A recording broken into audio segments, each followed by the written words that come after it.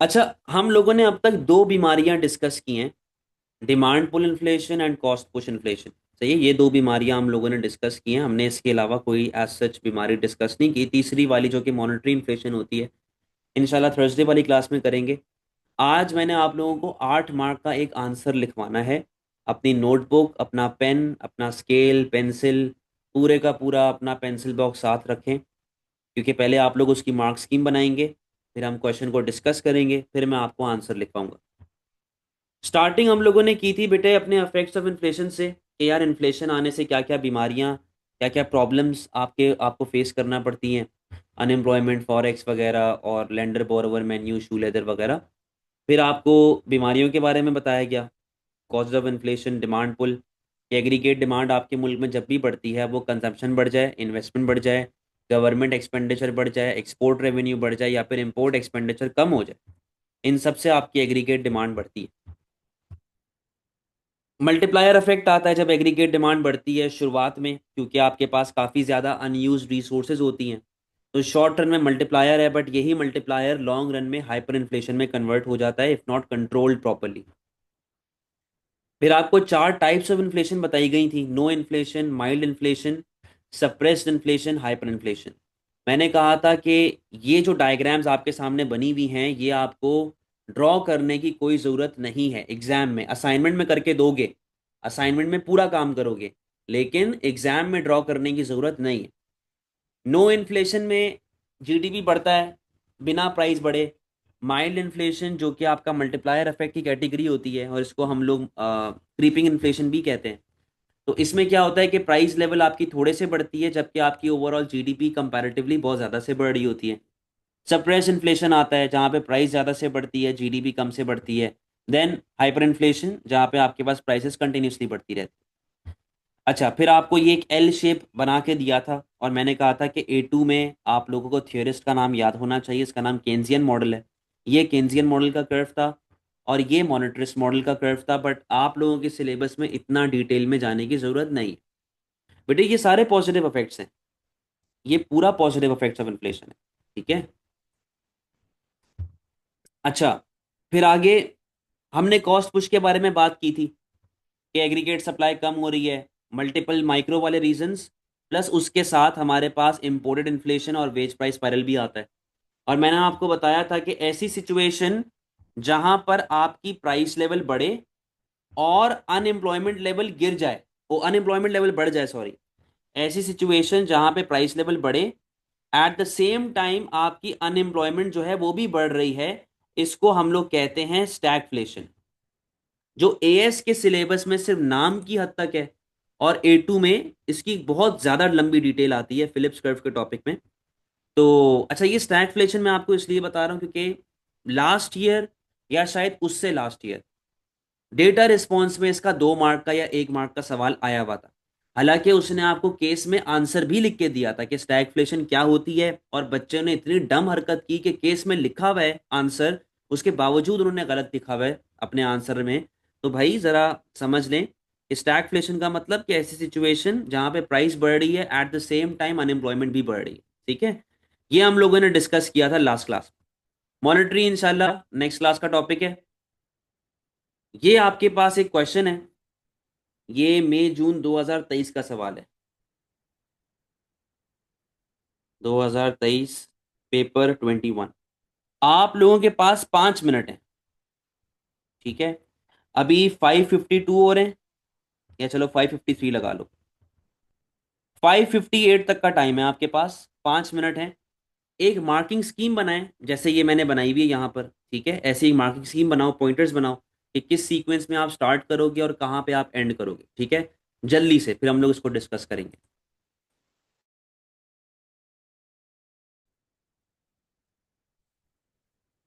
अच्छा, ये मई जून 2023 का क्वेश्चन है, पेपर 21। क्वेश्चन क्या कह रहा है कि with the help of an ADAS diagram. देखो, उसने जब बोल दिया ना कि मुझे डायग्राम बना के दिखाओ, इसका मतलब है कि डायग्राम नॉलेज का पार्ट है। ठीक है, अब मेरी बात, आंखें और कान, हर चीज, सब कुछ जो है ना, बड़े गौर से मेरी बात सुनना, कान खोल के। सर, एक क्वेश्चन है कि जो असाइनमेंट में उसमें जो टाइटल लिखा है कॉज ऑफ इन्फ्लेशन, हमने वो लिखकर बस टर्न इन करना है। हाँ जी, ऐसे ही। लेकिन अपनी नोटबुक में लिख दीजिए, क्वेश्चन कॉपी कीजिएगा लाजमी। जो भी आप असाइनमेंट करेंगे क्वेश्चन कॉपी कीजिएगा। कान खोल के मेरी बात सुने। अगर एग्जामिनर क्वेश्चन में लिख देता है कि एक्सप्लेन यूजिंग डायग्राम, इसका मतलब ये है कि डायग्राम आपके नॉलेज का पार्ट है। अगर डायग्राम में 19-20 का भी फर्क हुआ लेबलिंग में, तो 0 मार्क है पूरे आंसर के। भले आप पूरा आंसर करेक्ट लिख दो, आप फिर आके शोर मचाओ कि सर सिर्फ लेबलिंग में इतना सा तो मसला था और बेसिक सी तो मैंने बात लिखना भूल गया था। बेटे 0 मार्क्स हैं। ये हो चुका है, मेरे अपने जाती स्टूडेंट के साथ हो चुका है, मेरे पास उसका पेपर भी है, मैं आपको दिखाऊंगा।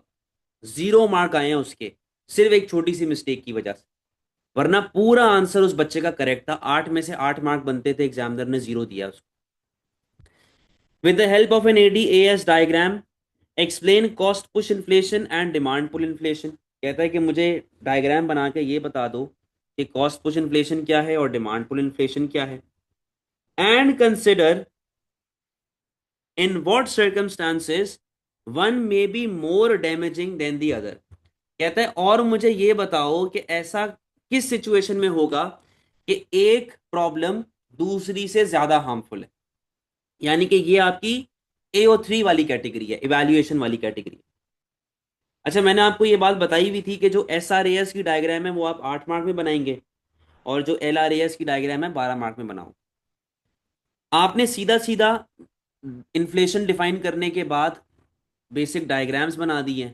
आपने डिमांड पुल का कोई रीजन दे दिया, आपने कॉस्ट पुश का कोई रीजन दे दिया, आपने ओवरऑल पे देखो शुरू के 6 मार्क बड़े इजी हैं इस सवाल के। As if the export good is elastic in nature, मैं आपकी बात नहीं समझा दिया। तो आपने बेसिक से 2 रीजंस दे दिए, सप्लाई कम होने का, डिमांड बढ़ने का, डायग्राम के साथ लिंक कर दिया। अच्छा, जब उसने ये बात पूछी भी है ना कि यार दोनों में से कौन ज्यादा हार्मफुल होगी, तो कंपेयर करने के लिए आपको एक आध इफेक्ट्स भी बताने पड़ेंगे कि यार कॉस्ट पुश इन्फ्लेशन होगा तो ये हो सकता है, वो हो सकता है, डिमांड पुल होगा तो ये हो सकता है, वो हो सकता है। ठीक है, जनरली आपने ये सारी बातें बता दी उसको। शुरू के 6 मार्क बड़े इजी हैं इस सवाल के। प्रॉब्लम बच्चा फेस करता है इस वाले क्वेश्चन में AO3 में, जो कि रिमेनिंग 2 मार्क्स। अच्छा, अब देखो कंक्लूजन क्या होगा। मैक्रो इकोनॉमिक्स में ना अक्सर औकात आपको सेफ खेलना पड़ता है। सेफ खेलने का मतलब ये है कि टोपी एग्जामिनर पे घुमा दो, जहां पे उसको बोलो कि इट डिपेंड्स और ये और वो सही है, लेकिन उसके लिए प्रॉपर रीजनिंग देनी पड़ेगी कि डिपेंड्स ऑन व्हाट। बट अगर आपको पता है कि यार, अगर आपको ऐसा लगता है, आप फील करते हैं कि यार नहीं डिमांड पुल ज्यादा हार्मफुल है, कॉस्ट पुश कम हार्मफुल है, और आपके पास एक सॉलिड रीजन है, तो आप फिर डिमांड पुल के बारे में बात कर लो। अगर आपको ऐसा लगता है कि यार कॉस्ट पुश ज्यादा हार्मफुल है, डिमांड पुल कम हार्मफुल है, और आपके पास सॉलिड रीजन है, तो आप कॉस्ट पुश के बारे में बात कर सकते हैं जजमेंट में। ठीक है,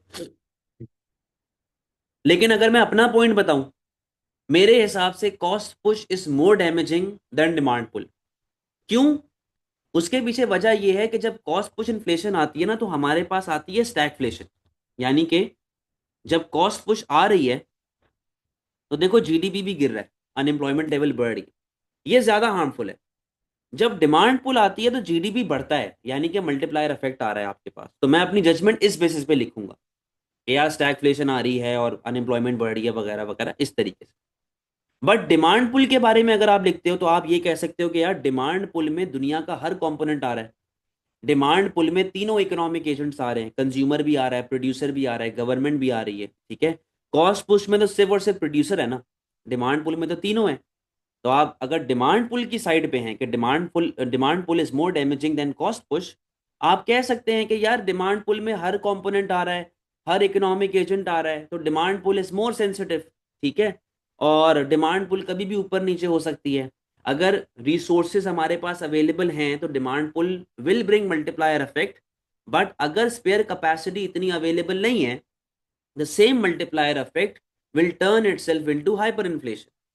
तो इस तरीके से आप अपनी जजमेंट को लिख रहे होगे। बात समझ गए हैं?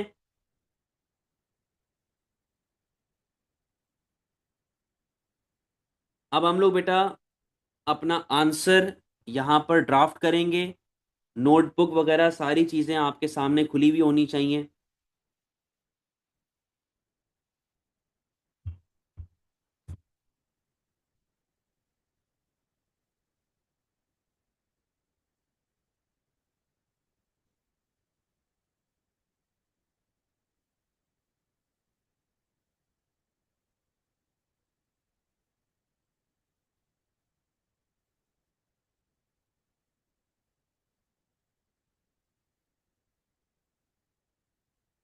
सही है भाई, ये मैंने आपके सामने ईयर भी लिख दिया है।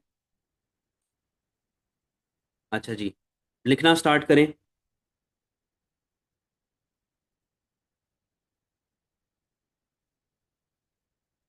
एक second.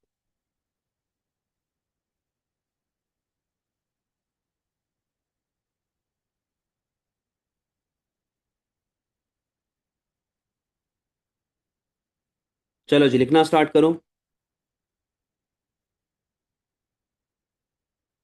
Inflation is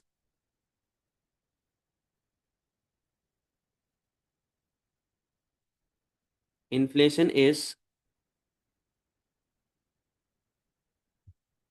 a persistent and sustained increase. Inflation is a persistent and sustained increase in the general price level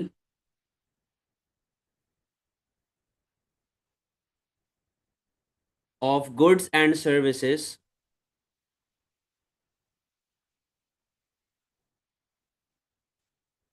in an economy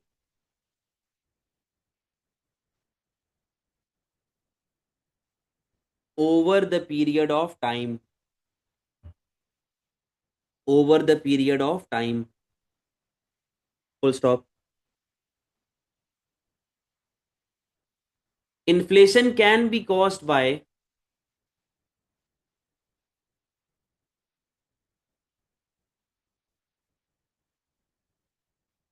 an increase in aggregate demand,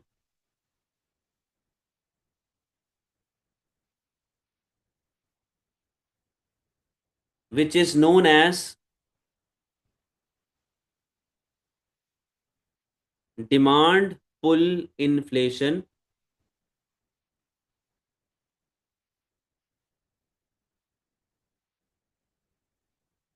or a decrease in aggregate supply,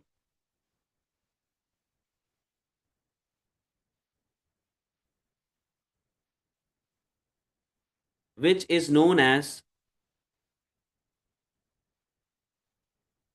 cost push inflation. Full stop. बेटा यहां तक सब बराबर हैं?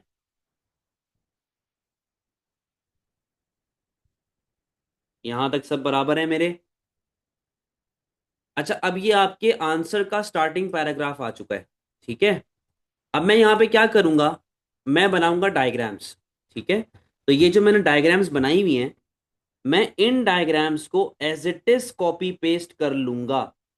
और आप लोगों ने भी 19-20 का भी फर्क नहीं आना चाहिए। मैं जब ये आंसर कॉलेज में करवा रहा था, सामने डायग्राम खोली हुई थी, उसके बावजूद बच्चे प्राइस लेवल के बजाय सिर्फ प्राइस लिख रहे हैं और सिली मिस्टेक्स कर रहे हैं डायग्राम में। तो बेटा डायग्राम का मजाक बिल्कुल नहीं है इस तरह के क्वेश्चन में। सही है, ये मैंने diagrams as it is copy paste हो गई हैं। आप लोगों के पास 2 मिनट हैं और इसको एज इट इज कॉपी करना है। 19-20 का भी फर्क नहीं आना चाहिए। ये लो, जूम इन कर रहा हूँ। तो यहाँ पे हम लेबल कर देंगे कि ये आपकी डायग्राम 1 है और ये आपकी डायग्राम 2 है। फौरन 2 मिनट। अच्छा, अब यहाँ पे बच्चे अक्सर पूछते हैं कि सर हम लोग शॉर्ट फॉर्म लिख सकते हैं। यहाँ पर अभिया का क्वेश्चन आया हुआ है, सर हम ADAS लिख सकते हैं। देखो लिख सकते हो। इसका तरीका क्या होता है लिखने का, कि आपने जैसे यहाँ पर एग्रीगेट डिमांड लिखा हुआ है, ठीक है, इसके साथ ब्रैकेट में AD लिख दो। तो अब बाद में क्या है कि आप AD का वर्ड यूज कर सकते हैं।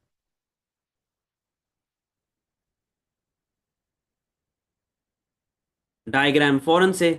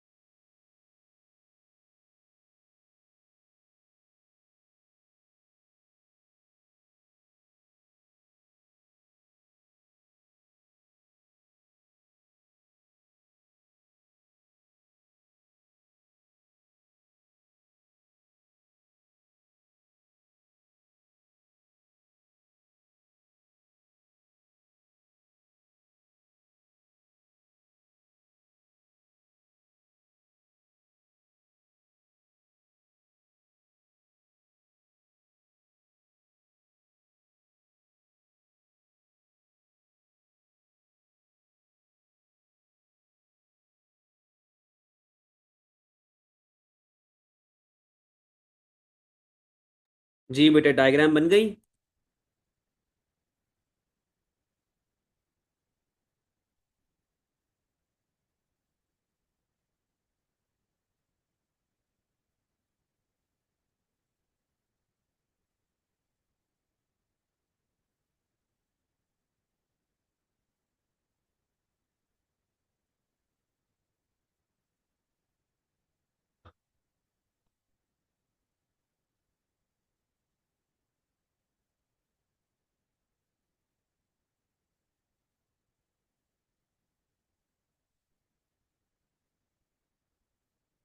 चलो, अब आगे लिखना स्टार्ट करेंगे हम लोग। बस डायग्राम अपने सामने आप लोगों ने रखनी है, ठीक है। Cost push inflation occurs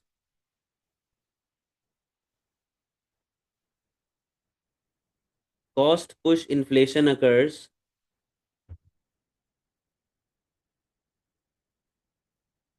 when firms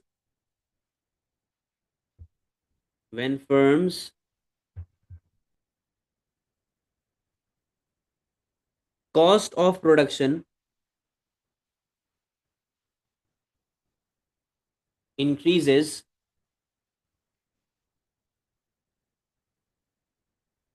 For example,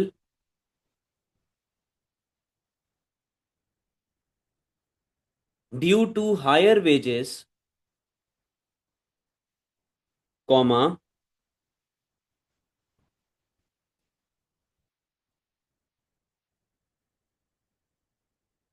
high energy price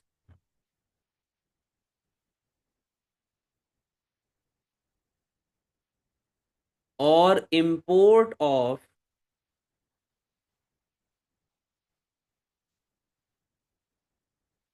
expensive raw material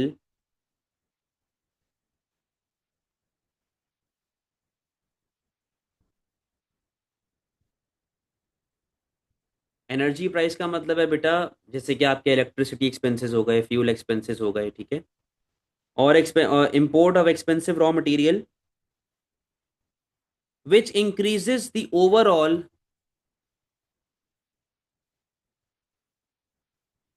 which increases the overall cost of production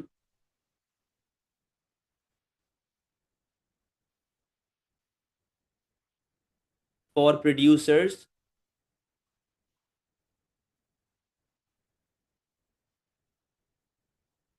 leading to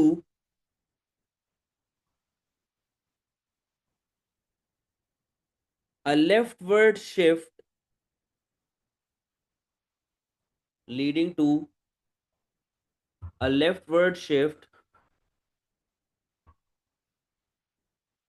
in aggregate supply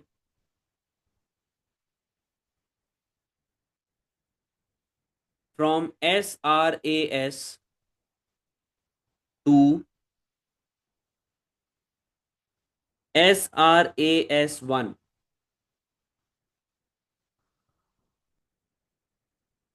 as shown in diagram 1,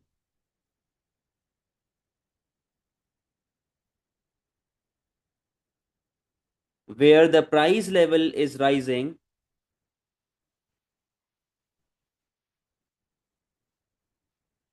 from P to P1,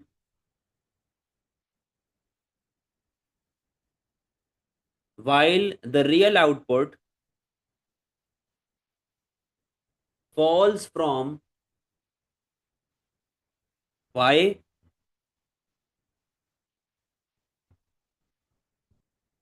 Y2 Y1, full stop. आप real output लिख सकते हैं, real GDP लिख सकते हैं, real income लिख सकते हैं, कोई टेंशन वाली बात नहीं। अब आप लाइन छोड़ेंगे और नए पैराग्राफ पे जाएंगे, ठीक है। नया पैराग्राफ कॉस्ट पुश ही कंटिन्यू होगा। Cost push inflation leads to stagflation, leads to stagflation.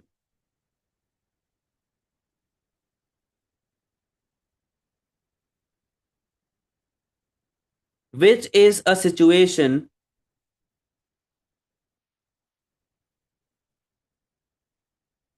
in economy,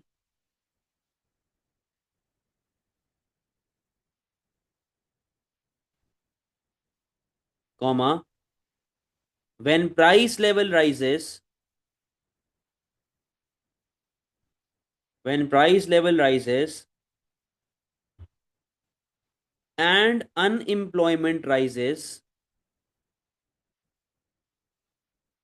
along with it, comma,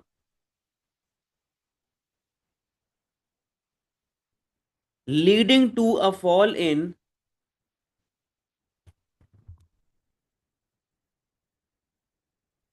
real output, full stop, leading to a fall in real output. एक second.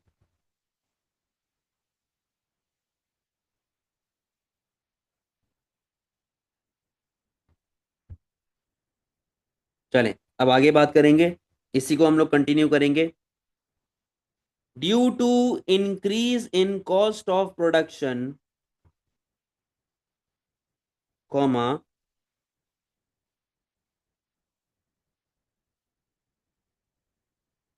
firms will become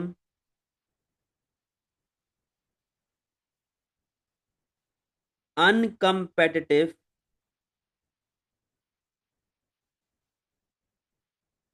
in international markets,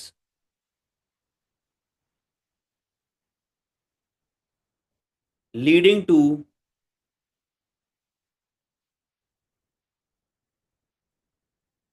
a fall in exports, full stop.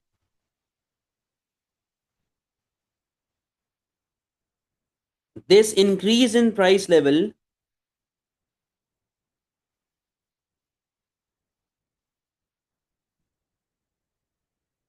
will further negatively affect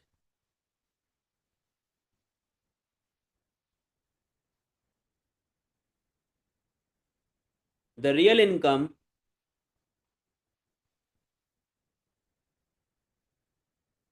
and purchasing power,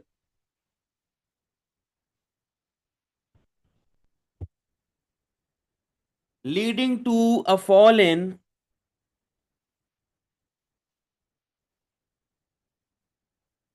leading to a fall in standard of living, standard of living, full stop. Demand cost push बेटा यहाँ पे खत्म है, cost push की कहानी यहाँ पर and हो चुकी है। अब हम लोग जाएंगे डिमांड पुल की तरफ, लाइन छोड़ोगे आप, एक नया पैराग्राफ बनाएंगे। Demand pull inflation occurs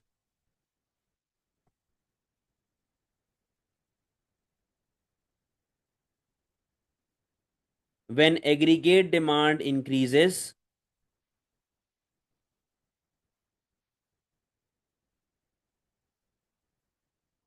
faster than economy's productive capacity, full stop. The components of aggregate demand include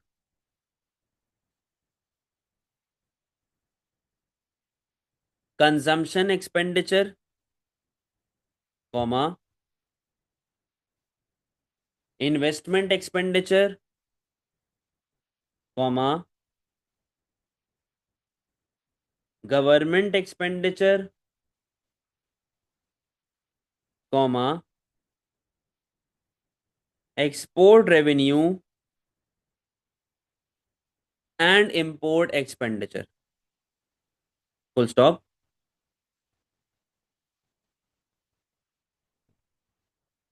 It is calculated through the formula,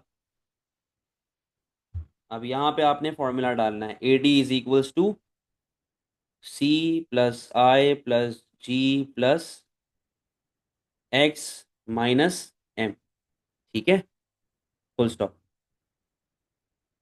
आपका फॉर्मूला भी यहाँ पर आ चुका है।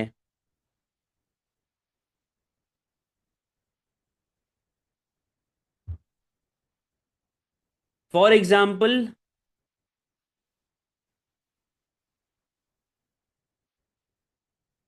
Due to higher consumer spending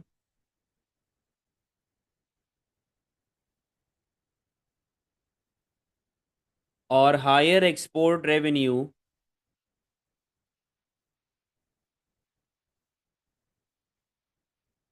aggregate demand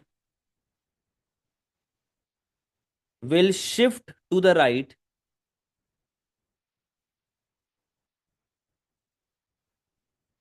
as shown in diagram 2, comma, increasing overall price level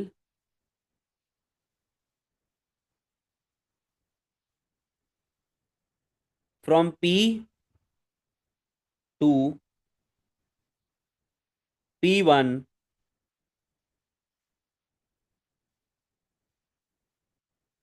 which also leads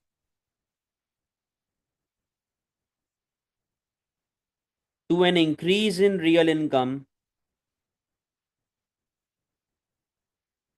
from Y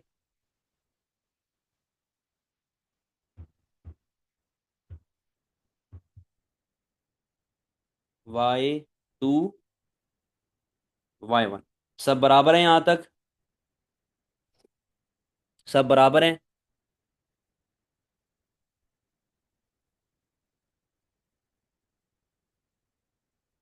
line छोड़ेंगे, next paragraph पे जाएंगे। Demand pull inflation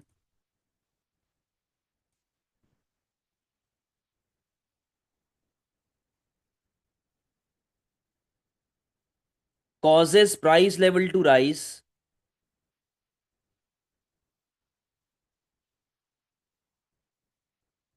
but at the same time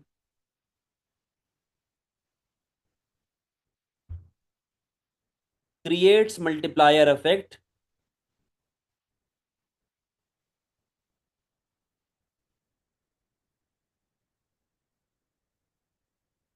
by increasing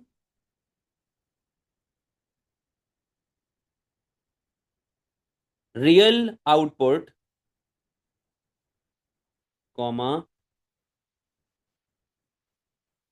employment and income।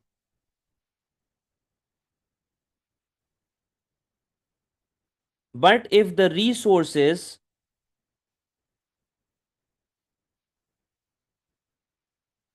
are not increased,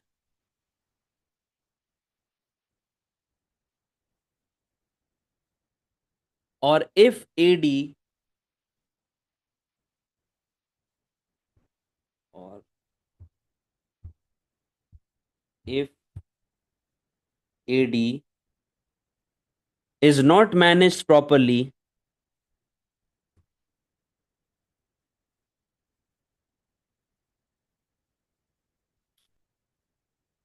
the same multiplier effect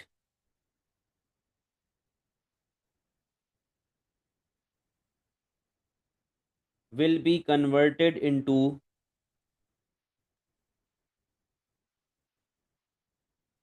hyperinflation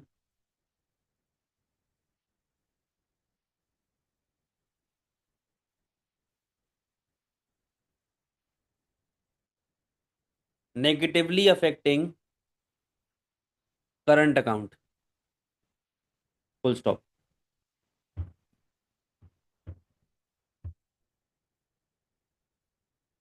अच्छा, यहां तक आपके 6 mark सीधे हुए हैं, ठीक है?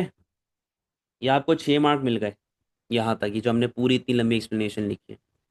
रिमेनिंग 2 मार्क आपको मिलेंगे इवैल्यूएशन के।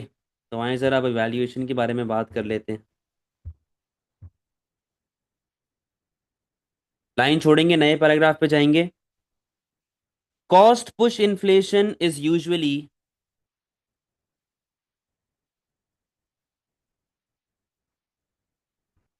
cost push inflation is usually more damaging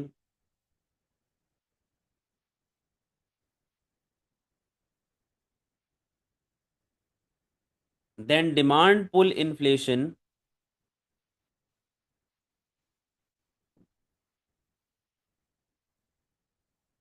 because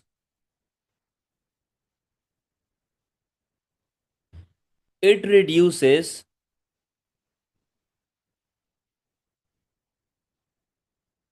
real GDP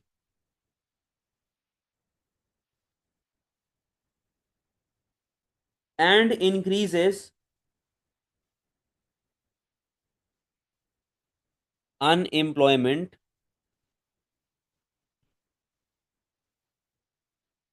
harming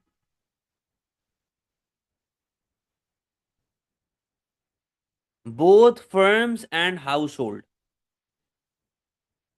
Full stop.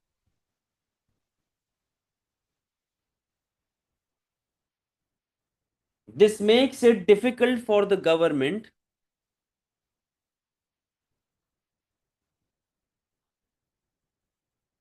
to control inflation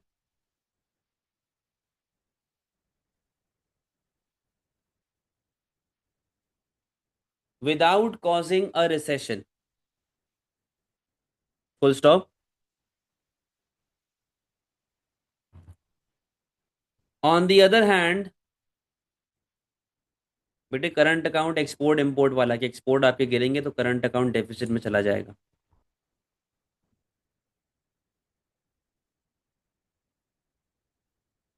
Aggregate demand is more sensitive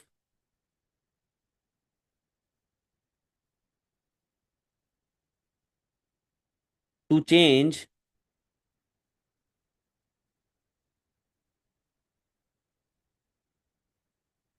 because it has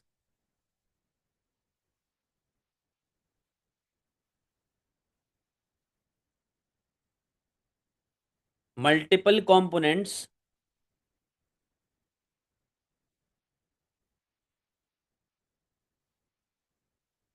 involving every economic agent. Full stop. Overall, comma, cost push inflation is typically more harmful because it creates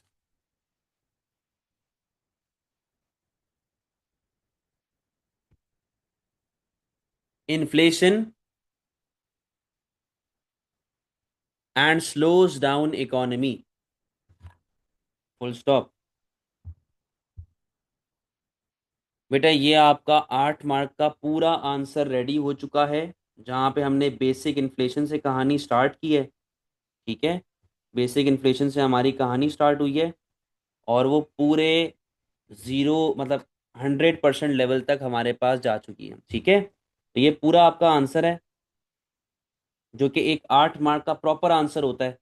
इसमें आपको पूरे 8 marks मिलेंगे इंशाल्लाह. अल्लाह से उम्मीद है.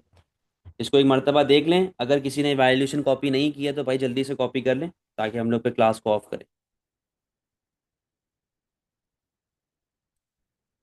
हो गया कॉपी सबका?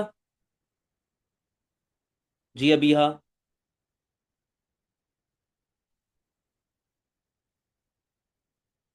ठीक है, जिनका हो चुका है जा सकते हैं. ड्यू डेट आप लोगों को दी हुई असाइनमेंट की, आज ड्यू डेट एक हो चुकी है. आज मुझे सारा आंसर मिलने चाहिए आप लोगों के. चलें जा सकते हैं. जी अभी हाँ, आप क्वेश्चन पूछें.